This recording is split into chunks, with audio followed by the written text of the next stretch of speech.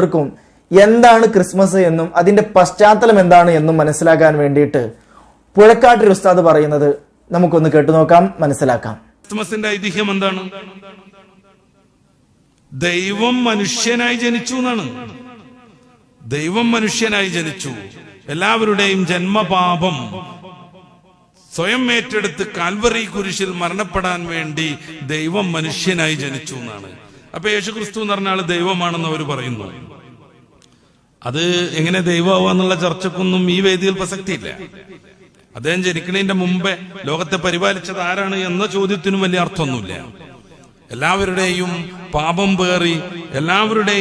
പേറി കാൽവറി കുരിശിൽ മരിക്കാനായിരുന്നു അദ്ദേഹം വന്നതെങ്കിൽ പിലാത്തോസിന്റെ പട്ടാളം പിടിച്ച് കുരിശ് തറക്കാൻ കൊണ്ടുപോകുമ്പോ കഠിനമായി അതിൽ നിന്ന് രക്ഷപ്പെടാൻ അദ്ദേഹം ശ്രമിച്ചത് എന്തിനാന്നുള്ള ചോദ്യത്തിനും പ്രത്യേകിച്ച് പ്രസക്തിയൊന്നുമില്ല. എന്തിനാണ് കുരിശിൽ കയറിയിട്ട് പോലും എലോഹി എലോഹി ലമ്മാ ശബക്താനി, ദൈവമേ ദൈവമേ നീ എന്നെ കൈവിട്ടത് എന്തിന് എന്ന് ചോദിച്ചത്? അതും നമ്മൾ അന്വേഷിക്കുന്നതിന് ഈ വേദിയിൽ പ്രസക്തിയില്ല. അവര് വിശ്വസിക്കുന്നത് നമുക്ക് തൽക്കാലം പരിഗണിക്കാം. ദൈവം മനുഷ്യനായി ജനിക്കുന്നു. എന്തിന്? എല്ലാവരുടെയും പാപം പേറി കുരിശിൽ മരിക്കാൻ വേണ്ടി ദൈവം ജനിക്കുക, അത് ഇസ്ലാമിന് യോജിക്കാൻ പറ്റൂല. ലം യലിദ് വലം യൂലദ് വലം യകുൽ ലഹു കുഫുവൻ അഹദ്. അവൻ ജനിച്ചിട്ടില്ല, ജനിപ്പിക്കണല്ല, അവന് തുല്യമായി ആരുമില്ല. ലൈസ കമിസ്ലിഹി ഷൈഉൻ, സൂറത്ത് ശൂറയുടെ 11-ാമത്തെ വചനം.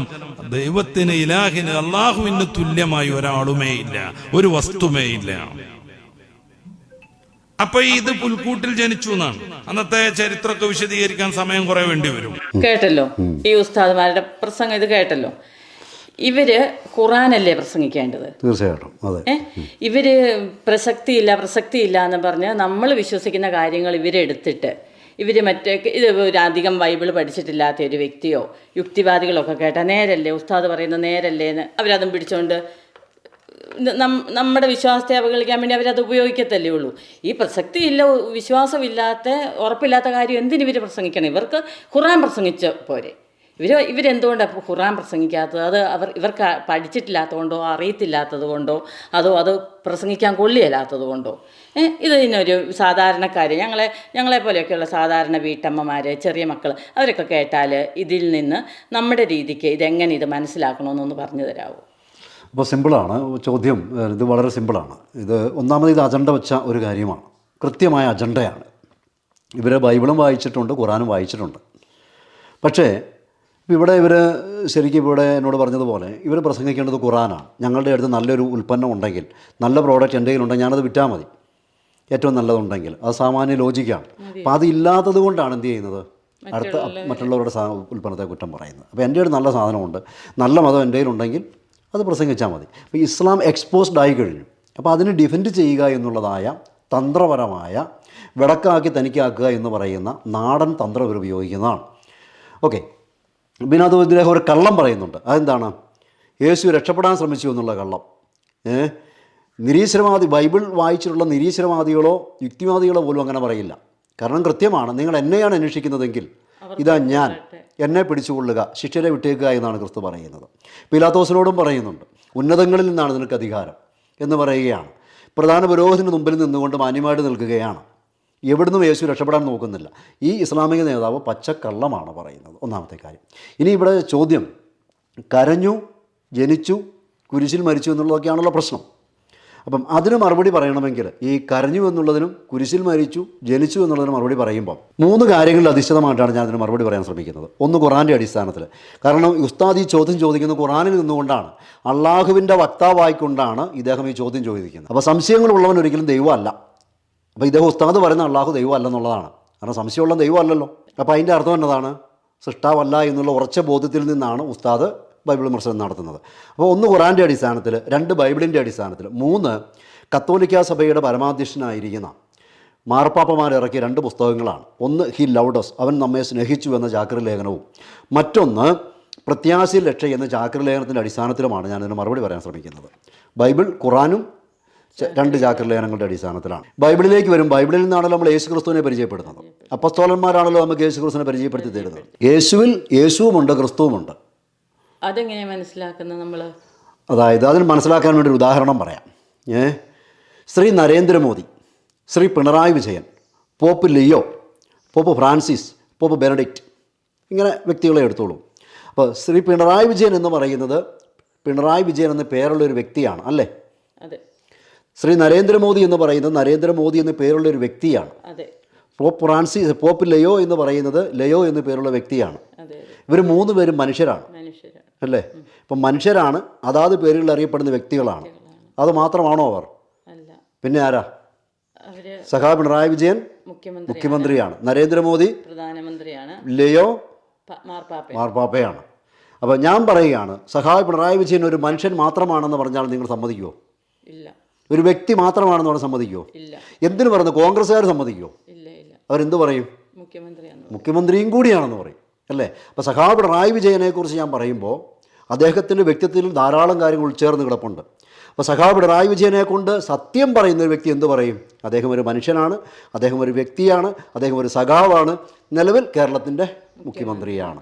അപ്പം ശ്രീ നരേന്ദ്രമോദിയെക്കുറിച്ച് പറഞ്ഞാലോ, അദ്ദേഹം മോദിജിയാണ്, പ്രധാനമന്ത്രിയാണ്, അദ്ദേഹം നരേന്ദ്രമോദി എന്ന വ്യക്തിയാണ്, BJPയുടെ പ്രവർത്തകനാണ്, ഇങ്ങനെ പറയും അല്ലേ? അപ്പം പോപ്പ് ലിയോനെക്കുറിച്ച് ലിയോ എന്ന് പറയുന്ന അദ്ദേഹത്തിൻ്റെ മാതാപിതാക്കൾക്കുണ്ടായ വ്യക്തിയാണ്, മനുഷ്യനാണ്, മാർപ്പാപ്പയാണ്. അപ്പം ഇതിലേതെങ്കിലും ഒന്ന് കുറച്ചാൽ ലോകം സമ്മതിക്കുമോ? ഇല്ല. ലോകത്തിൽ ആരും സമ്മതിക്കുകയില്ല. കാരണം പൊതുവായ ലോകം മുഴുവൻ അംഗീകരിച്ച കാര്യമാണ് ഇവരുടെ വ്യക്തിത്വങ്ങളിൽ ഇങ്ങനെയുണ്ട് എന്നുള്ളത്. അങ്ങനെ എനിക്ക് ഓരോരുത്തരും എടുത്തു കഴിഞ്ഞാൽ ഈ ഘടകങ്ങളുണ്ട്. അത് മനുഷ്യന് മാത്രമേ ഇത് ബാധകമാകുന്നുള്ളൂ. മനസ്സിലായി? കാരണം മനുഷ്യൻ മാത്രമേ സവിശേഷാൽ സൃഷ്ടിക്കപ്പെട്ട ജീവിയാവുന്നുള്ളൂ. യേശു ക്രിസ്തുവിലേക്ക് വരുമ്പോൾ യേശു ക്രിസ്തുവിൽ യേശുവുമുണ്ട് ക്രിസ്തുവുമുണ്ട് എന്ന് പറഞ്ഞാൽ യേശു എന്നതുകൊണ്ട് ഉദ്ദേശിക്കുന്നത് യേശു സമം മനുഷ്യപുത്രൻ എന്നുള്ളതാണ്. ഇപ്പോൾ ക്രിസ്തു എന്ന് പറയുമ്പോൾ എന്താണ്? ദൈവവുമായി അഭേദ്യമായ യേശു ക്രിസ്തുവിൻ്റെ ബന്ധത്തെ സൂചിപ്പിക്കുന്ന ഭാഗമാണ് ക്രിസ്തു എന്ന് പറയുന്നത്.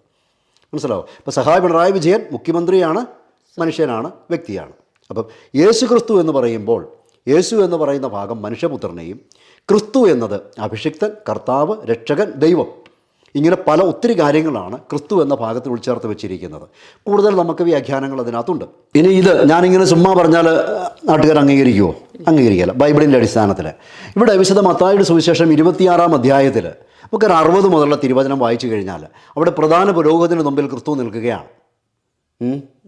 അപ്പം പ്രധാന പുരോഹിതൻ ക്രിസ്തുവിനോട് ചോദിക്കുകയാണ്, 26-ാം അധ്യായം മത്തായിയുടെ സുവിശേഷത്തിൽ, നീയാണോ ദൈവപുത്രനായിരിക്കുന്ന ക്രിസ്തു? നീയാണോ ദൈവപുത്രൻ എന്ന് ചോദിക്കുകയാണ്. അതിന് ക്രിസ്തു പറയുന്ന മറുപടി എന്താണെന്ന് അറിയാമോ? മനുഷ്യപുത്രൻ ശക്തിയുടെ വലത് ഭാഗത്തിരിക്കുന്നത് നീ കാണും. ചോദ്യം എന്നതാണ്? ദൈവപുത്രൻ, നീയാണോ ക്രിസ്തു? നീയാണോ വരാനിരിക്കുന്ന രക്ഷകൻ, അഭിഷേകത്തിൻ എന്ന് നീ അവകാശപ്പെടുന്നുണ്ടോ എന്നൊരു ചോദ്യമാണ്. മറുപടി എന്നതാണ്? മനുഷ്യപുത്രൻ ശക്തിയുടെ എന്ന് വെച്ചാൽ മഹത്വത്തിൻ്റെ, സൃഷ്ടാവായ ദൈവത്തിൻ്റെ, പിതാവായ ദൈവത്തിൻ്റെ വലത് ഭാഗത്തിരിക്കുന്നത് നീ കാണും. അപ്പം ഇങ്ങനെ പറഞ്ഞപ്പോൾ പ്രധാന പുരോഹിതൻ വസ്ത്രം വലിച്ചു കയറി, ദേഷ്യം വന്നു. അത് അവരുടെ ഇടയിൽ വസ്ത്രം വലിച്ചു കയറുക എന്നതുകൊണ്ട് ഒത്തിരി അർത്ഥമുണ്ട്.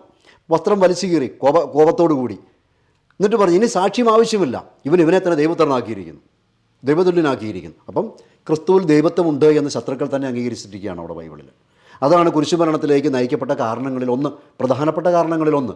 അവൻ ദൈവമാണെന്ന് അവകാശപ്പെട്ടു എന്നുള്ളതാണ്, തന്നെ ദൈവതുല്യനാക്കി എന്നുള്ളതാണ്, അബ്രാഹത്തിന് മുമ്പ് ഞാനുണ്ടെന്ന് പറഞ്ഞു എന്നുള്ളതാണ്. മനസ്സിലായോ? അപ്പം ക്രിസ്തു പറയുന്ന മറുപടി എന്താണ്? മനുഷ്യപുത്രൻ ശക്തിയുടെ വലതുഭാഗത്ത്. ഈ ക്രിസ്തു എന്തുകൊണ്ടാണ് അങ്ങനെ പറഞ്ഞതെന്നറിയാമോ? ദാനിയേൽ പ്രവാചകൻ്റെ പുസ്തകത്തിൽ, അതായത് ഈ പ്രധാന പുരോഹിതൻ കസ്റ്റോഡിയനായിരിക്കുന്ന പ്രധാന പുരോഹിതനാണ് പഴയ നിയമത്തിൻ്റെ കസ്റ്റോഡിയൻ, സൂക്ഷിപ്പുകാരനാണ്. ഈ പ്രധാന പുരോഹിതൻ പഴയ നിയമം മുഴുവൻ അരച്ച് കലക്കി കുടിച്ച ഒരാളാണ്. അപ്പോൾ ആ പ്രധാന പുരോഹിതനോടാണ് ക്രിസ്തു പറയുന്നത്, മനുഷ്യപുത്രൻ ശക്തിയുടെ വലതുഭാഗത്തിരിക്കുന്നു. ഇത് ദാനിയേൽ പ്രവചനങ്ങളിലുള്ള കാര്യമാണ്. അപ്പോൾ പ്രവചനങ്ങളുടെ പൂർത്തീകരണമാണ് ഞാൻ എന്നാണ് ക്രിസ്തു അവകാശപ്പെടുകയാണ്. അതുകൊണ്ടാണ് പ്രധാന പുരോഹിതന് ഭ്രാന്തായത്, കലിപ്പ് വന്നത്. മനസ്സിലായോ? ഇനി ഇതേ കാര്യം സ്തെഫാനോസ് ഉണ്ട്, ആദ്യത്തെ രക്തസാക്ഷി. അപ്പോസ്തല പ്രവർത്തികളിൽ കാണാം 7-ാം അധ്യായത്തിൽ. സ്തെഫാനോസിനെ ഇവർ പിടിച്ചു. യേശുവിനെ ദൈവമായി പ്രഖ്യാപിച്ചതുകൊണ്ട്, യേശുവിനെ കർത്താവായി പ്രസംഗിച്ചതുകൊണ്ട് സ്തെഫാനോസിനെ ഇവർ പിടിച്ചു. അങ്ങനെ കല്ലെറിഞ്ഞ് കൊല്ലാൻ ഉള്ള വിധി ഘട്ടങ്ങളിലേക്ക് കടക്കുകയാണ്.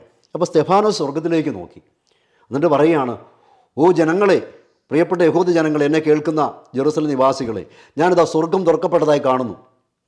പിതാവായ ദൈവത്തിൻ്റെ വലതുഭാഗത്ത് മനുഷ്യപുത്രൻ ഉപവിഷ്ടനായിരിക്കുന്നതായി ഞാൻ കാണുന്നു. അന്നേരം അവർ കലിപ്പ് കയറി കൂടുതൽ ആവേശത്തോടെയും വൈരാഗ്യത്തോടെയും എറിഞ്ഞു കൊന്നുവെന്നാണ് പറയുന്നത്. അപ്പം അത്ര വൈരാഗ്യത്തോടെ അവർ പ്രവർത്തിക്കുകയാണ്. എന്തുകൊണ്ട് പറയും? മനുഷ്യപുത്രൻ പിതാവായ ദൈവത്തിൻ്റെ വലതുഭാഗത്ത് വിധികർത്താവായി ഉപവിഷ്ടനായിരിക്കുന്നത് ഞാൻ കണ്ടു എന്നാണ് പറയുന്നത്. അപ്പം ദൈവപുത്രൻ മനുഷ്യപുത്രൻ എന്ന് പറയുന്ന ക്രിസ്തുവിൻ്റെ ഈ വ്യക്തിത്വത്തിലെ ഈ അംശങ്ങളെ ബൈബിൾ വ്യക്തമായി പഠിപ്പിക്കുന്നുണ്ട്. ഇത് ഉസ്താദ് വായിക്കില്ല, മനസ്സിലായോ? ഇനി വേറൊരു കാര്യം, ഇനി ഇത് വിശ്വസിക്കാൻ ഉസ്താദിന് എന്താ ബാധ്യത എന്നുള്ള ചോദ്യം വരും. അതിന് മറുപടി ഞാൻ പറയാം. അടുത്തത് വിശുദ്ധ മത്തായിയുടെ സുവിശേഷം 16-ാം അധ്യായം 13 മുതൽ താഴേക്ക് വായിക്കുക. വിശുദ്ധ മത്തായിയുടെ സുവിശേഷം 16-ാം അധ്യായം 13 മുതൽ താഴേക്ക്. അവിടെ 16-ന്റെ ക്രിസ്തു ചോദിക്കുകയാണ്, മനുഷ്യപുത്രൻ ആരാണെന്നാണ് നാട്ടുകാർ പറയുന്നത്. ചോദ്യം എന്നാണ്? ആരാണ് മനുഷ്യപുത്രൻ? മനസ്സിലായോ? അത് നിങ്ങളുടെ ഇടയിൽ ജീവിക്കുന്ന ഉസ്താദ് പറഞ്ഞതുപോലെ ജനിച്ചതും ഭക്ഷണം കഴിക്കുന്നതും കരയുന്നതും ഒക്കെയായ മനുഷ്യൻ്റെ എല്ലാ സ്വഭാവവിശേഷങ്ങളുമുള്ള മനുഷ്യപുത്രൻ ആരാണെന്നാണ് ജനങ്ങൾ പറയുന്നത്. അതിൻ്റെ മറുപടി എന്താണ്? ചിലർ പറയുന്നു ഏലിയ, ചിലർ പറയുന്നു സ്നാപകൻ, ചിലർ പറയുന്നു ജെറമിയ, ചിലർ പറയുന്നു പ്രവാചകരിൽ ഒരുവൻ. അപ്പോൾ യേശു ചോദിക്കുകയാണ്, മനുഷ്യപുത്രൻ ആരാണെന്നാണ് നിങ്ങൾ പറയുന്നത്? മനസ്സിലായോ? അപ്പം പിണറായി വിജയൻ ആരാണെന്നാണ് നിങ്ങൾ പറയുന്നത്? അപ്പം കേരളക്കാരോട് ചോദിച്ചാൽ എന്നാ പറയും? മുഖ്യമന്ത്രിയാണെന്ന് പറയും. അറിയാവുന്നത് കൊണ്ട്. അറിയത്തില്ല പറയുമോ? അപ്പം ഈ ശിഷ്യന്മാർക്ക് അറിയാവുന്നത് കൊണ്ട് പത്രോസ്ലീഹ മറുപടി പറയുകയാണ്, നീ ജീവനുള്ള ദൈവത്തിൻ്റെ പുത്രനായ ക്രിസ്തുവാണ്. കേട്ടോ, യേശുവും മനുഷ്യപുത്രൻ എന്ന് പറയുമ്പോൾ യേശു, ക്രിസ്തു എന്ന് പറയുമ്പോൾ ദൈവപുത്രൻ എന്ന സ്ഥാനം, ദൈവമായുള്ള അഭേദ്യമായ ബന്ധത്തെ സൂചിപ്പിക്കുകയാണ്. മനസ്സിലായോ? അപ്പം ഇതേ കാര്യത്തെ അപ്പോസ്തല പ്രവൃത്തി 10-ാം അധ്യായത്തിൻ്റെ 42-ാമത്തെ തിരുവചനത്തിൽ ഇങ്ങനെ പറയുകയാണ്, യേശു ക്രിസ്തുവിനെ ജീവിച്ചിരിക്കുന്നവരുടെയും മരിച്ചവരുടെയും വരാനുള്ള മനുഷ്യരാശിയുടെ മൊത്തം വിധികർത്താവായി നിയമിച്ചിരിക്കുന്നുവെന്ന് പ്രസംഗിക്കാനും സാക്ഷ്യപ്പെടുത്താനും ഞങ്ങൾക്ക് കൽപ്പന ലഭിച്ചിരിക്കുന്നു. അപ്പോൾ ക്രിസ്തു എന്ന് പറയുന്നതിനകത്ത് വിധികർത്താവുണ്ട്, രക്ഷകനുണ്ട്, ദൈവവുമായിട്ടുള്ള അഭേദ്യമായ ബന്ധമുണ്ട്, വണ്ണസ് ഉണ്ട്. സബ്സ്റ്റൻസ്, എസൻസ് ആൻഡ് നേച്ചറിൽ പിതാവുമായ അവൻ അഭേദ്യമായ വിധം ബന്ധപ്പെട്ടിരിക്കുകയാണ്. അതായത് പിതാവ് എന്നിലും ഞാൻ പിതാവിലുമാണ്, എന്നിൽ പ്രവർത്തിക്കുന്ന പിതാവ് തൻ്റെ പ്രവർത്തികൾ ചെയ്യുകയാണ്. അപ്പോൾ യേശു ക്രിസ്തു തൻ്റെ ക്രിസ്തു എന്ന അവസ്ഥ ദൈവത്വത്തെ സ്ഥാപിച്ചെടുക്കുന്നത് എങ്ങനെയാണെന്നറിയാമോ? അത്ഭുതങ്ങളും അടയാളങ്ങളും പ്രവർത്തിച്ചുകൊണ്ട്. അപ്പോൾ ദൈവമാണെങ്കിൽ ദൈവത്തിൻ്റെ എല്ലാ പ്രവർത്തികളും ചെയ്യണ്ടേ? അപ്പോൾ ക്രിസ്തു പറയുകയാണ്, ഞാനും നിങ്ങൾ ദൈവം എന്ന് വിളിക്കുന്നവനും ഒന്നാണ്. അപ്പോൾ ഞങ്ങൾക്ക് വിശ്വസിക്കാൻ പറ്റില്ല, എൻ്റെ പ്രവൃത്തി മൂലം വിശ്വസിക്കുക. മരിച്ചവരെ ഉയർപ്പിക്കുന്നു, രോഗികളെ സുഖപ്പെടുത്തുന്നു, വെള്ളത്തിന് മീതെ നടക്കുന്നു, കാറ്റിനെ ശാസിക്കുന്നു, അങ്ങനെ കടലിനെ ശാസിക്കുന്നു. അപ്പോൾ കണ്ടോ, അപ്പോൾ ദൈവം ചെയ്യുന്ന എല്ലാം ഞാൻ ചെയ്യും. അപ്പം ഞാനും നിങ്ങൾ ദൈവം എന്ന് വിളിക്കുന്നവനും സത്തയിൽ ഒന്ന് അത് പങ്കിടുകയാണ്, സത്ത പങ്കിടുകയാണ്. മനസ്സിലായോ? അതാണ് യേശുവിൽ. അതേസമയം നമ്മളോടൊന്നായി ചേരുന്നതിന് വേണ്ടി അവൻ മനുഷ്യപുത്രൻ എന്ന സ്ഥാനവും സ്വീകരിക്കുകയാണ്, വചനം മാംസം ധരിക്കുകയാണ്. ഇത് വചനത്തിൽ വളരെ വ്യക്തവും കൃത്യമായി എഴുതപ്പെട്ടിട്ടുണ്ട് എന്നുള്ളതാണ്. ഇനി ഇതേ കാര്യം വിശുദ്ധ യോഹന്നാൻ സുവിശേഷം 5-ാം അധ്യായം 27-ാം തിരുവചനത്തിൽ ഈ മനുഷ്യപുത്രൻ ദൈവപുത്രൻ എന്ന പ്രയോഗങ്ങൾ അനവധി തവണ വചനത്തിലുടനീളം നമുക്ക് കാണാം. അവിടെ പറയുകയാണ്, മനുഷ്യപുത്രനാകിയാൽ വിധിക്കാനുള്ള അധികാരവും എനിക്ക് നൽകപ്പെട്ടിരിക്കുന്നു. മനസ്സിലായോ? ഇനി യോഹന്നാൻ തൻ്റെ ലേഖനം 1-ാമത്തെ ലേഖനം 1-ാം അധ്യായം 1-2 തിരുവചനങ്ങളിൽ പറയുകയാണ്, അനാദിയിലെ പിതാവുമായി ഒന്നായിരിക്കുന്നവനെ ഞങ്ങൾ കണ്ടു, ഞങ്ങൾ കണ്ടതും ഞങ്ങൾ കേട്ടതും ഞങ്ങൾ സ്പർശിച്ചതുമായ ജീവൻ്റെ വചനത്തെക്കുറിച്ച് ഞങ്ങൾ പ്രസംഗിക്കുന്നു. മനസ്സിലായോ? ഞങ്ങൾക്ക് ദൈവവുമായി കൂട്ടായ്മയുണ്ട്, നിങ്ങൾക്ക് ഞങ്ങളുമായി കൂട്ടായ്മയുണ്ടാകണം. ദൈവം കൂട്ടായ്മയാണ്. മനസ്സിലായോ? ഫെലോഷിപ്പ്, പരസ്പരം വേർതിരിക്കാനാവാത്ത, സത്തയിലും സാരാംശത്തിലും ലക്ഷ്യത്തിലും പ്രവൃത്തിയിലും ഒന്നും വ്യത്യസ്തരല്ലാത്ത കൂട്ടായ്മയാണ് ദൈവം. ആ ദൈവത്തെ ഞങ്ങൾ ക്രിസ്തുവിൽ അനുഭവിച്ചു. നിങ്ങളും ഈ കൂട്ടായ്മയിലേക്ക് വരുന്നതിന് വേണ്ടിയാണ് ഞങ്ങൾ സുവിശേഷം പ്രസംഗിക്കുന്നത്. മനസ്സിലായോ? ആ ദൈവത്തിൻ്റെ കൂട്ടായ്മയിൽ ക്രിസ്തു എന്ന് പറയുമ്പോൾ ദൈവവുമായുള്ള സത്തയിലെ പങ്കുവെക്കലും, യേശു എന്ന് പറയുമ്പോൾ നമ്മളുമായിട്ടുള്ള പങ്കുവെക്കലുമാണെന്ന് വിശുദ്ധ യോഹന്നാൻ അപ്പസ്തോലൻ പഠിപ്പിക്കുകയാണ്. ഇനി എല്ലാ ലേഖനങ്ങളും, അത് യാക്കോബ് അപ്പസ്തോലൻ്റെ ആയിക്കൊള്ളട്ടെ, യോഹന്നാൻ അപ്പസ്തോലൻ്റെ ആയിക്കൊള്ളട്ടെ, പൗലോസ് ശ്ലീഹായുടെ ആയിക്കൊള്ളട്ടെ, പത്രോസ് ശ്ലീഹായുടെ ആയിക്കൊള്ളട്ടെ, എല്ലാ ലേഖനങ്ങളും ആരംഭിക്കുന്നത് പിതാവായ ദൈവത്തിൽ നിന്നും കർത്താവായ യേശു ക്രിസ്തുവിൽ നിന്നും നിങ്ങൾക്ക് കൃപയും സമാധാനവും. അപ്പോൾ ക്രിസ്തുവിൻ്റെ വ്യക്തിത്വത്തിലെ വിവിധ തലങ്ങളെ എത്ര കൃത്യമായിട്ടാണ് അപ്പസ്തോലന്മാർ ലേഖനങ്ങളിലൂടെയും സുവിശേഷങ്ങളിലൂടെയും നമ്മെ പഠിപ്പിക്കുന്നത്. അപ്പോൾ ക്രിസ്തുവിൻ്റെ വ്യക്തിത്വത്തിലെ ഈ കാര്യങ്ങൾ പരിഗണിക്കാതെ കളിയാക്കുന്നത് വെറുതെ കളിയാക്കുക എന്ന ലക്ഷ്യം മാത്രമേ ഉള്ളൂ എന്നുള്ളതാണ് അതിൻ്റെ പ്രത്യേകത. അപ്പം നമ്മുടെ കർത്താവായ യേശു ക്രിസ്തുവിൻ്റെ പിതാവായ ദൈവത്തിന് മഹത്വം ഉണ്ടാകട്ടെ, നമ്മുടെ രക്ഷകനും കർത്താവായ യേശു ക്രിസ്തുവിൽ നിന്ന് നിങ്ങൾക്ക് കൃപയും സമാധാനവും. ഇങ്ങനെയാണ് ഇവർ പ്രസംഗിക്കുന്നത് മുഴുവൻ. സത്യയെക്കുറിച്ച് പറയുമ്പോൾ അവൻ പിതാവുമായിട്ട് ഒന്നാണെന്നും മറ്റു കാര്യങ്ങളെക്കുറിച്ച് പറയുമ്പോൾ അവൻ നമുക്ക് രക്ഷകനും കർത്താവുമാണ് എന്ന് പഠിപ്പിക്കുകയാണ്. അതുകൊണ്ടാണ് തോമസ് ലീഗ പറയുന്നത് എന്നതാ, my Lord and my God, എൻ്റെ കർത്താവും എൻ്റെ ദൈവവും. മനസ്സിലായോ? അപ്പം യേശുവിനെ സംബന്ധിച്ച് മനുഷ്യപുത്രനും ദൈവപുത്രനും എന്ന് പറഞ്ഞ കാര്യം അഭേദ്യമാമിതം ഭേദിക്കാനാവാത്ത വിധം ഒന്നായിരിക്കുന്നുവെന്നും അതിന് സമഗ്രതയിൽ വേണം കാണാനെന്നും, അപ്പം ജനിക്കുകയും കരയുകയും ചെയ്യുന്ന എല്ലാ ഭാഗങ്ങളും മനുഷ്യനുമായി സ്നേഹത്തിൽ ഒന്നായ ദൈവത്തിൻ്റെ ഭാവപ്രകടനമാണ് എന്നും എന്നാൽ മരണത്തിന് മുകളിൽ ഉദ്ധാനം ചെയ്തുകൊണ്ടും പാപത്തെ കീഴടക്കിക്കൊണ്ടും തൻ്റെ ദൈവത്വം വെളിപ്പെടുത്തിയെന്നും മരിച്ചവരെ ഉയർപ്പിച്ചുകൊണ്ട് രോഗികളെ സുഖപ്പെടുത്തിക്കൊണ്ട് തൻ്റെ ദൈവത്വം വെളിപ്പെടുത്തിയെന്നുള്ള ക്രിസ്തുവിൻ്റെ സ്വഭാവത്തിൻ്റെ സവിശേഷത അതിൻ്റെ മൊത്തത്തിൽ വേണം നമ്മൾ മനസ്സിലാക്കാൻ. അങ്ങനെ മനസ്സിലാക്കാതെ വരുമ്പോഴാണ് ഇത്തരം കാര്യങ്ങൾ കേൾക്കുമ്പോൾ നമുക്ക് വിഷമം ഉണ്ടാകുന്നത്. മനസ്സിലായോ?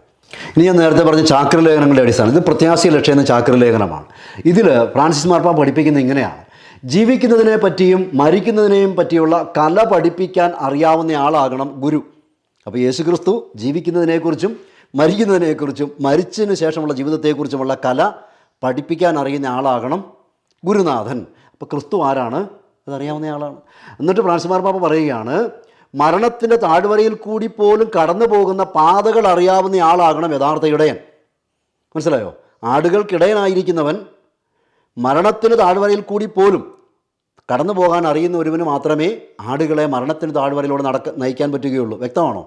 ഒറ്റപ്പെടലിൻ്റെ താഴ്വരയിലൂടെ കടന്നുപോയൊരു ഇടയന് മാത്രമേ ഒറ്റപ്പെടലിൻ്റെ വഴികളിലൂടെ നടക്കുന്ന ആടുകളെ നയിക്കാൻ പറ്റുകയുള്ളൂ. അപ്പോൾ പ്രതികൂലങ്ങളെ അതിജീവിച്ച ഒരു ഇടയന് മാത്രമേ, ഒരു ഗുരുവിന് മാത്രമേ ശിഷ്യരെ പ്രതികൂലങ്ങളെ അതിജീവിക്കാൻ പഠിപ്പിക്കാൻ പറ്റുകയുള്ളൂ. അപ്പോൾ ക്രിസ്തുവിൻ്റെ മനുഷ്യത്വത്തിൻ്റെ ഭാഗത്തെ വളരെ കൃത്യമായും ബെനഡിക്ട് മാർപ്പാപ്പ പഠിപ്പിക്കുകയാണ്. മരണത്തിൻ്റെ താഴ്വരയിൽ കൂടെ നടന്നു പോകുന്ന പാതകൾ പോലും അറിയാവുന്നവനാണ് യഥാർത്ഥ ഇടയൻ. മനസ്സിലായോ? ആർക്കും അനുഗമിക്കാനാവാത്ത അന്ത്യനിശബ്ദതയുടെ പാതയിൽ പോലും എൻ്റെ ദൈവമേ എൻ്റെ ദൈവമേ എന്തുകൊണ്ട് എന്നെ ഉപേക്ഷിച്ചു എന്ന് സങ്കീർത്തനം പ്രാർത്ഥിക്കുകയാണ്. മനസ്സിലായോ? പ്രവചനങ്ങളുടെ പൂർത്തീകരണവും സങ്കീർത്തനങ്ങളുടെ പ്രാർത്ഥനയുമാണ്. അപ്പം അതെന്താണ്? അപ്പം ഒരു സമ്പൂർണ്ണ മനുഷ്യൻ, ക്രിസ്തുവിൽ ഒരു പൂർണ്ണനായ മനുഷ്യനുണ്ട്. ആ മനുഷ്യൻ എങ്ങനെയാണ് പീഡാസഹനത്തെയും കുരിശുമരണത്തെയും അതിജീവിക്കുന്നത്? ദൈവത്തോടാണ് പരാതി പറയുന്നത്, മനുഷ്യരോടല്ല. അപ്പോൾ ഒരു യഥാർത്ഥ ഇടയൻ തൻ്റെ മാർഗം കാണിച്ചു തരികയാണ്. എൻ്റെ ജീവിതമാണ് ഞാൻ പ്രസംഗിക്കുന്നത്, ഞാൻ പ്രസംഗിക്കുന്നതാണ് ഞാൻ ജീവിക്കുന്നത്. മനസ്സിലായോ? യഥാർത്ഥ ഗുരുവാണ്, അല്ലാതെ ചുമ്മാ പ്രസംഗിക്കുന്നവൻ മാത്രമല്ല. അപ്പം അവൻ മരണത്തെയും കീഴടക്കി തിരിച്ചു വന്നു. അപ്പോൾ ഇതാണ് ക്രിസ്ത്യാനികൾക്ക് ക്രിസ്തു നൽകുന്ന പ്രത്യാശ എന്ന് പറയുകയാണ്. ഇതാണ് വിശ്വാസികളുടെ ജീവിതത്തിൽ നവമായ ഉദയം ചെയ്ത ആ പ്രത്യാശ. ക്രിസ്തുവിൽ, ക്രിസ്തുവിൻ്റെ ജനനം, പരസ്യജീവിതം, കുരിശുമരണം, ഉദ്ധാനം, ഇവയിലൂടെ ക്രിസ്ത്യാനിക്ക് കിട്ടുന്ന പ്രത്യാശയുണ്ട്. ഈ പാപമോചനം, മറ്റു കാര്യങ്ങൾ ഉസ്താദ് പറഞ്ഞില്ലേ, അതെല്ലാം ക്രിസ്തുവിൻ്റെ വ്യക്തിത്വത്തിൽ നിന്ന് നമുക്ക് ലഭിക്കുന്ന ചില കാര്യങ്ങളാണ്. ആവശ്യപ്പെടുന്ന കാര്യങ്ങൾ കൂടിയുണ്ട്. ലഭിക്കുന്ന ക്രിസ്തുവിൽ നമുക്ക് ലഭിക്കുന്നതും ക്രിസ്തു നമ്മളോട് ആവശ്യപ്പെടുന്നതും ഒരുമിച്ച് പോകേണ്ടതാണ്. ആരാധനകളും യാചനകളും മാത്രം പോരാ, അനുഗമിക്കണം. അതും കൂടിയാണ് ക്രിസ്തു വിളിക്കുന്നത്. അതുകൊണ്ട് ക്രിസ്തു പറഞ്ഞു, എന്നെ കർത്താവേ കർത്താവേ എന്ന് മാത്രം വിളിച്ചിട്ട് കാര്യമൊന്നുമില്ല, രോഗശാന്തിയും സുവിശേഷം മാത്രം കൊണ്ട് കാര്യമൊന്നുമില്ല, ഞാൻ പറയുന്നവ അനുസരിക്കണം. അപ്പോൾ എന്തെല്ലാം ലഭിക്കുമെന്നുള്ള കാര്യങ്ങളിലാണ് ഈ പാപമോചനമൊക്കെ വരുന്നത്. പക്ഷേ അത് മാത്രമല്ല, അത് ലഭിക്കുമ്പോൾ നമ്മളോട് ആവശ്യപ്പെടുന്നതാ, ഞാൻ പറഞ്ഞവയെല്ലാം നിങ്ങൾ അനുസരിക്കണമെന്ന് പറയുന്നുണ്ട്. അത് വെറുതെ അനുസരിക്കണമെന്ന് പറയുകയല്ല ചെയ്ത്, മറിച്ച് കാണിച്ചു തന്നു. ഇനി പ്രത്യാശയിൽ രക്ഷയുടെ നമ്പർ 7-ൽ, നമ്പർ 7 ബെനഡിക്ട് മാർപ്പാപ്പ പഠിപ്പിക്കുകയാണ്, വിശ്വാസം ഒരു സ്വഭാവമാണ്. അപ്പോൾ ക്രിസ്തു നമ്മളോട് ആവശ്യപ്പെടുന്നത് എന്നതാ, എൻ്റെ സ്വഭാവത്തെ അനുകരിക്കാൻ. മനസ്സിലായോ? ഇനി ഇത് ഫ്രാൻസിസ് മാർപ്പാപ്പയാണ് അവിടെ നമ്മെ സ്നേഹിച്ചു എന്ന ചാക്രലേഖനത്തിന് 62-ാമത്തെ നമ്പറാണ് വായിക്കുന്നത്. കർത്താവായ യേശു നമ്മുടെ മാനുഷിക ബലഹീനതയുടെ ശരീരം സ്വീകരിച്ചു. ബലഹീനതയിൽ പ്രവർത്തിച്ചില്ല, ബലഹീനതയുടെ ശരീരം സ്വീകരിച്ചു. ഉണ്ടോ? നമ്മുടെ സ്വഭാവം അവൻ ഇല്ലായിരുന്നുവെങ്കിൽ അവൻ ഇടയ്ക്കിടയ്ക്ക് ദുഃഖം അനുഭവിക്കുകയില്ലായിരുന്നു. വിശുദ്ധ ആംബ്രോസിനെ കോട്ട് ചെയ്തുകൊണ്ട് ഫ്രാൻസിസ് മാർപ്പാപ്പ പഠിപ്പിക്കുകയാണ്, വിശുദ്ധ അഗസ്തീനോസിനെ സംബന്ധിച്ചിടത്തോളം ക്രിസ്തു മാനുഷിക വികാരങ്ങൾ ഏറ്റെടുത്തു, സ്വീകരിച്ചു. ഇതെന്തിനാണ്? നമ്മെ രൂപപ്പെടുത്തുന്നതിനായി നമ്മുടെ സ്വഭാവത്തെ പൂർണ്ണമായി സ്വീകരിച്ചതിൻ്റെ തെളിവാണ് ക്രിസ്തുവിൻ്റെ സ്വഭാവത്തിലെ, വ്യക്തിത്വത്തിലെ മനുഷ്യത്വത്തിൻ്റെ ഭാഗം എന്ന് പറയുകയാണ്. ഇനി കൂടുതലായിട്ട് മനുഷ്യാവതാരത്തെക്കുറിച്ച് ബെനഡിക്ട് മാർപ്പാപ്പയെ കോട്ട് ചെയ്തുകൊണ്ട് ഫ്രാൻസിസ് മാർപ്പാപ്പ അവിടെ നമ്മെ സ്നേഹിച്ചുവെന്ന ചാക്രലേഖനത്തിൻ്റെ 64-ാമത്തെ നമ്പർ, തൻ്റെ സ്നേഹത്തിന് അനന്തമായ ചക്രവാളത്തിൽ നിന്ന്, ദൈവം എന്താണ്? സ്നേഹമാണ്. ദൈവം സ്നേഹമാണ്. സ്നേഹത്തിൻ്റെ അനന്തമായ ചക്രവാളത്തിൽ നിന്ന്, പരിമിതിയില്ലാത്ത സ്നേഹമാണ് ദൈവം. ആ സ്നേഹം കൊണ്ട് ആരെയും കീഴ്പ്പെടുത്താൻ പറ്റും, മാനസാന്തരപ്പെടുത്താൻ പറ്റും. മനസ്സിലായോ? സ്നേഹത്തിന് കീഴ്പ്പെടുത്താൻ പറ്റാത്തതായിട്ട് യാതൊന്നുമില്ല എന്നുള്ളതാണ് ദൈവത്തിൻ്റെ സ്നേഹത്തിന്. ഒരു അമ്മയുടെ സ്നേഹം കുഞ്ഞിനെ രൂപപ്പെടുത്തുന്നില്ലേ? അങ്ങനെ ദൈവത്തിൻ്റെ സ്നേഹത്തിന് എത്രയോ ശക്തിയുണ്ട്, ആറ്റം ബോംബിനേക്കാൾ ശക്തിയുള്ളതാണ്. മനസ്സിലായോ? തൻ്റെ സ്നേഹത്തിൻ്റെ അനന്തമായ ചക്രവാളത്തിൽ നിന്ന് മാനവ ചരിത്രത്തിൻ്റെയും മനുഷ്യാവസ്ഥയുടെയും ഉള്ളിൽ പ്രവേശിക്കാൻ ദൈവം ആഗ്രഹിച്ചു. സ്നേഹം മൂലം എന്തു ചെയ്തു? അതായത് സ്നേഹം മൂലം മനുഷ്യ അവസ്ഥയിലേക്കും മനുഷ്യ ചരിത്രത്തിലേക്കും ദൈവം പ്രവേശിക്കാൻ തീരുമാനിച്ചു. മനുഷ്യാവതാരം മനസ്സിലായോ? അപ്പം അതിന് നമുക്കിങ്ങനെ പറയാം, ഒരു ഇടയൻ, ആടുകളെ നയിക്കുന്ന ഒരു ഇടയൻ, ആടുകളോടുള്ള സ്നേഹത്താൽ എന്തായി മാറി? ഇടയനായി മാറി. ആടായി മാറി. മനസ്സിലായോ? നമ്മൾ ആലങ്കാരികമായി പറഞ്ഞാൽ അപ്പുറത്തൊരു ഇടയനുണ്ട്. എന്ത് ചെയ്തു? ആ ആടുകളോട് തൻ്റെ ആടുകൾക്ക് മാർഗം പറഞ്ഞു കൊടുക്കാൻ വേണ്ടി ഫർജിലൂതി. മനസ്സിലായോ? ഇപ്പുറത്തെ ഇടയൻ എന്ത് ചെയ്തു? ആടായിട്ട് മാറിക്കൊണ്ട് എന്താണ് യഥാർത്ഥമായ ജീവിതത്തിൻ്റെ ലക്ഷ്യമെന്ന് ആടുകളെ പഠിപ്പിക്കാൻ വേണ്ടി ഇടയൻ സ്നേഹം മൂലം ആടായി മാറി. ഇതൊരു കഥ മാത്രമാണ് കേട്ടോ. അപ്പുറത്തൊരു ഇടയനുണ്ട്. ആ ഇടയൻ എന്ത് ചെയ്തു? ഫർജിലൂതുക ചെയ്യുന്നത്. പിന്നെ അനേക യുദ്ധങ്ങളും വിവാഹങ്ങളും ഒക്കെ നയിക്കുന്ന വ്യക്തിയെ അയക്കുന്നു. അപ്പം ഇങ്ങനെയാണ് നമുക്ക് ആലങ്കാരികമായി ഇതിന് നമുക്ക് താരതമ്യം ചെയ്യാൻ പറ്റുന്നത്. അപ്പോൾ ഇവിടെ ഇവർ പറയുന്നത് ജനിച്ചു, കരഞ്ഞു, ഇതൊക്കെ മോശമാണെന്നാണ് പറയുന്നത്. പക്ഷെ നമുക്ക് ഖുറാനിലേക്ക് വരുമ്പം ഇത് പറഞ്ഞത് ആരാണ്? ഇത് മോശമാണെന്ന് പറഞ്ഞത് ആരാന്നാ ഉസ്താദ് പറഞ്ഞേ? ഖുറാൻ. അള്ളാഹു പറഞ്ഞെന്നാണ് ഉസ്താദ് പറയുന്നത്. അള്ളാഹു പറഞ്ഞെന്ന് ആരാ പറഞ്ഞത്? അള്ളാഹുവിൻ്റെ പ്രവാചകനായ മുഹമ്മദ് പറഞ്ഞു എന്നാണ് പറയുന്നത്. യാതൊരു സാക്ഷികളുമില്ല. അപ്പോൾ ഈ അള്ളാഹുവിൻ്റെ പ്രവാചകനായ മുഹമ്മദിനെ കുറിച്ച് ഖുറാൻ പറയുന്നത് എന്താണെന്ന് അറിയാമോ? ഖുറാൻ 39-ാം അധ്യായത്തിൻ്റെ 30-31 വാക്യം അനുസരിച്ചും 21-ാം അധ്യായത്തിൻ്റെ 34-35 വാക്യം അനുസരിച്ചും നന്മതിന്മകളാൽ പരീക്ഷിക്കപ്പെട്ട് വിധി കാത്തു കഴിയുന്ന ഒരുവനാണ് അള്ളാഹുവിൻ്റെ പ്രവാചകനായ മുഹമ്മദ്. മനസ്സിലായോ? അപ്പോൾ യേശുവിൻ്റെ ഈ കാര്യത്തെ നിഷേധിച്ചിരിക്കുന്നത് അള്ളാഹുവിൻ്റെ പ്രവാചകനായ മുഹമ്മദും ഖുറാനുമാണെന്നാണ് ഇസ്ലാമി നേതാക്കൾ പറയുന്നത്. പക്ഷെ ആ ഖുറാൻ തന്നെ പറയുന്നു അള്ളാഹുവിൻ്റെ പ്രവാചകനായ മുഹമ്മദ് നന്മതിന്മകളാൽ പരീക്ഷിക്കപ്പെടുകയും മരിച്ച് വിധികാത്ത് കഴിയുകയും ചെയ്യുന്നവനാണ് എന്ന്. അപ്പം മരണമില്ലാതെ ക്രിസ്തു പറഞ്ഞതാണോ വിശ്വസിക്കാൻ പറ്റുന്നത്? മരിച്ച് വിധികാത്ത് കഴിയുന്നവനായ അള്ളാഹുവിൻ്റെ പ്രവാചകനായ മുഹമ്മദ് പറഞ്ഞതാണോ ആധികാരികം? അല്ലേ? സിമ്പിൾ ലോജിക് അല്ലേ? ഇപ്പോൾ ബൈബിളിനെയും ഖുറാനെയും എടുത്ത് മുമ്പോട്ട് വെച്ച് കഴിഞ്ഞാൽ സ്വതന്ത്രമായി ചിന്തിക്കുന്ന വ്യക്തി എന്ത് ചിന്തിക്കേണ്ടി വരും? ഖുറാൻ അനുസരിച്ച് ഈ മനുഷ്യൻ വിധികാത്ത് കഴിയുക. അപ്പം മരണത്തിന് ശേഷമുള്ള ജീവിതത്തെക്കുറിച്ച് മരിച്ച് വിധികാത്ത് കഴിയുന്നവന് പറയാൻ എന്തെങ്കിലും അധികാരമുണ്ടോ? അതിനെന്തെങ്കിലും ആധികാരികതയുണ്ടോ? ഇത് ഇവർക്ക് ഈ മനുഷ്യന് ചിന്തിക്കാൻ പറ്റുന്നില്ല. പിന്നെ ഒരു പെൺകുട്ടിയെ വളർത്തുകയാണ്. ആ വളർത്തിയിട്ട് അവളുടെ ഫർജിൽ ഊതുകയാണ്. അതിനകത്തൊരു അസ്വാഭാവികതയും ഈ ഉസ്താദ് കാണുന്നില്ല. ഖുറാൻ 21-ാം അധ്യായത്തിന് 91-ഉം 66-ൻ്റെ 12-ഉം അനുസരിച്ച് ഒരു പെൺകുട്ടിയുടെ ഫർജിൽ ഊതുക, അതിനകത്തൊരു കുഴപ്പമില്ല. മനസ്സിലായോ? പിന്നെ എന്നെ എൻ്റെ പ്രവാചകനെ ധിക്കരിച്ചാൽ കൈകാലിൽ ഇടത്തും വലത്തും വെട്ടണം, ക്രൂശിക്കണമെന്ന് പറയുകയാണ്. അതിനകത്തൊരു കുഴപ്പമില്ല. ഇത് കൽപ്പനയായി നടപ്പിലാക്കുകയാണ്. നുപൂർ ശർമ്മയുടെ പോസ്റ്റ് ഷെയർ ചെയ്ത കനയ്യലാലിൻ്റെ തലവെട്ടി നമ്മൾ കണ്ടതാണ്. ജോസഫ് മാഷിൻ്റെ അനുഭവം നമ്മൾ കണ്ടതാണ്. ഇങ്ങനെ ധാരാളം നമ്മൾ കാണുന്നുണ്ട്. ഇതെന്താ ഈ വാക്യങ്ങൾ നടപ്പിലാക്കുന്നതാണ്. അതേപോലെ തന്നെ ഖുറാൻ 33-ാം അധ്യായത്തിൽ 37 വളർത്തുപുത്രൻ്റെ ഭാര്യനെ ഉപേക്ഷിച്ചിട്ട് അപ്പനാകുന്ന അള്ളാഹുവിൻ്റെ പ്രവാചകനായ മുഹമ്മദിന് ഇവിടെ വളർത്തുപുത്രനുണ്ട്, സെയ്ദ്. ഈ സെയ്ദിനോട് അവൻ്റെ ഭാര്യ ഉപേക്ഷിക്കാൻ പറയുകയാണ്. ആ ഭാര്യ എന്ത് ചെയ്യുന്നു? അള്ളാഹുവിൻ്റെ പ്രവാചകനായ മുഹമ്മദിനോട് കെട്ടാൻ പറയുകയാണ്. മനസ്സിലായോ? അതെന്തിനാ? വളർത്തുപുത്രന്മാർക്ക് പുത്രൻ്റെ സ്ഥാനമില്ലെന്ന് പഠിപ്പിക്കാൻ വേണ്ടിയാണ്. ഇത് ലോജിക്കലാണെന്ന് ഉസ്താദ് പറയുന്നത്. ഇതെല്ലാം ഉസ്താദിന് പരിശുദ്ധമാണ്. മനസ്സിലായോ?